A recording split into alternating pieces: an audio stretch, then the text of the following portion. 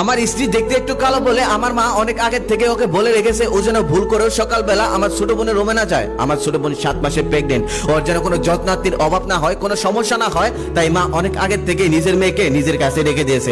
সেদিন হঠাৎ সকালবেলা আমার ছোট বোনের রুমে চিৎকার চেঁচামেচি শুনলাম। আমি দৌড়ে সেই রুমের দিকে যেতে লাগলাম আর মনে মনে ভাবলাম ওর কোনো সমস্যা হলো না তো। তবে গিয়ে দেখি আমার ছোট বোন আমার স্ত্রীকে বলতেছে, আমি বলছি না কখনোই তুমি আমার রুমে আসবে না, তোমার মুখটা দেখলে আমার মেজাজটাই গরম হয়ে যায়। তখন আমি আমার বোনকে বললাম, ওর মুখে কি এমন আছে যে দেখলে তোর মেজাজটা গরম হয়ে যায়, আর উত্তর রুমে আসলে কি এমন হয়েছে? আমার ছোট বোন কিছুই বলতেছিল না।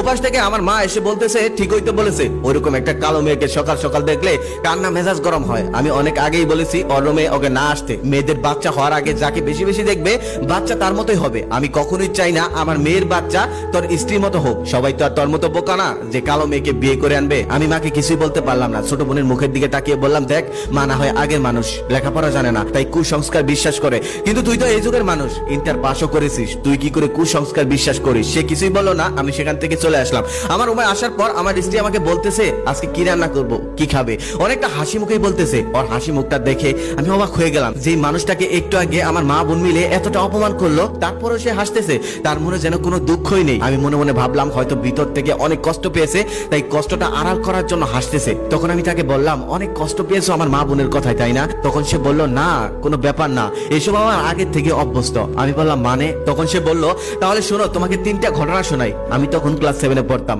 একদিন বৈশাখী মেলায় আমি একটু সেজেছিলাম আর শাড়িও পরেছিলাম। তারপর যখন বান্ধবীর বাসার উদ্দেশ্যে বের হবো, ঠিক তখনই পাশের আন্টি মুখ বাঁকা করে বলল, যতই মেকআপ করো না কেন, কাক কাকি থাকে, কাক কখনোই বক হতে পারে না। সেদিন অবশ্যই আমি অনেক কষ্ট পেয়েছিলাম, তবে সেদিন একটা জিনিস শিখেছি, কালো মানুষের শাস্তি নেই। তারপর থেকে আমি আর কখনোই সাজিনি। তারপর কলেজে ওঠার পর বান্ধবীদের সাথে একদিন রেস্টুরেন্টে খেতে গেলাম। সেখানে যাওয়ার পর সকল বান্ধবীরা সেলফি তুলছিল, আমিও সেলফি তুলতে যাই। তখন একটা বান্ধবী আমাকে বলে, তুই সেলফি তুললে তো সেলফিটাই নষ্ট হয়ে যাবে। তারপর আর সেলফি তুলিনি। তবে সেদিন আমি আরো একটা জিনিস শিখলাম, কালো মানুষের সেলফি তুলতে নেই। তারপর একের পর এক পাত্র যখন আমাকে দেখতে আসতো আর আমি কালো বলে আমাকে রিজেক্ট করে চলে যেত।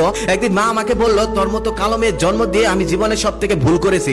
কত মানুষ মারা যায়, তুই কেন মারা যাস না? তুই মরে গেলেও তো আমরা বেঁচে যেতাম। আর বাবা বলেছিল, ওই অলক্ষী মেয়ে যেন কখনোই আমার সামনে না আসে। বলে দাও, যেখানে নিজের মা আমাকে কালো বলে আমাকে এত অবহেলা করেছে, সেখানে আপনার মা আমাকে অবহেলা করলে আমি কেন কষ্ট পাবো? যেখানে নিজের বাবাই আমার মুখ দেখতে চাননি, সেখানে তোমার বোন আমার মুখ না দেখতে পারলে আমি কেন কষ্ট পাবো? তার 1.5 মাস পর হঠাৎ করে আমার বোনের প্রবলেম দেখা দেয়। হসপিটালে নিয়ে যাওয়ার পর ডক্টর বলে, আজকেই সিজার করতে হবে, না হলে বাচ্চার প্রবলেম হতে পারে। ডক্টর আগে বলে দেয় রক্তের ব্যবস্থা করে রাখুন, রক্ত কিন্তু লাগতে পারে। তারপর একটা ডোনারও রেখেছিলাম, তবে তাকে যখন কল দিলাম সে বলল, আমি তো এখন ঢাকার বাইরে, এখন তো যাওয়া সম্ভব না, আপনারা একটু অন্য ব্যবস্থা করুন, রক্ত লাগবে ও নেগেটিভ। তারপর ও নেগেটিভ রক্ত হন্য হয়ে খুঁজতে লাগলাম, কোথাও পাওয়া যাচ্ছে না। এদিকে মা চিৎকার করে কান্না করছে। ঠিক সেই সময় আমার স্ত্রী আমাকে কল দিয়ে বলল, আমার রক্ত ও নেগেটিভ, তোমরা দাঁড়াও, আমি এখনই আসতেছি। ঠিক তখনই আমি মায়ের কাছে গেলাম, গিয়ে দেখলাম মা কান্না করতেছে। তারপর আমি মাকে বললাম, মা কান্না করতে হবে না, রক্ত পেয়ে গেছি, তবে একটা সমস্যা আছে। সমস্যাটা হলো রক্ত দেওয়ার মানুষটা হলো কালো। সমস্যা হবে না তো? বাচ্চা আবার কালো হবে না তো? মা তখন রক্ত চক্ষু নিয়ে আমার দিকে তাকিয়ে বলল, রক্তে আবার কালো সাদা কি? সবার রক্তই তো লাল, রক্ত তো একই।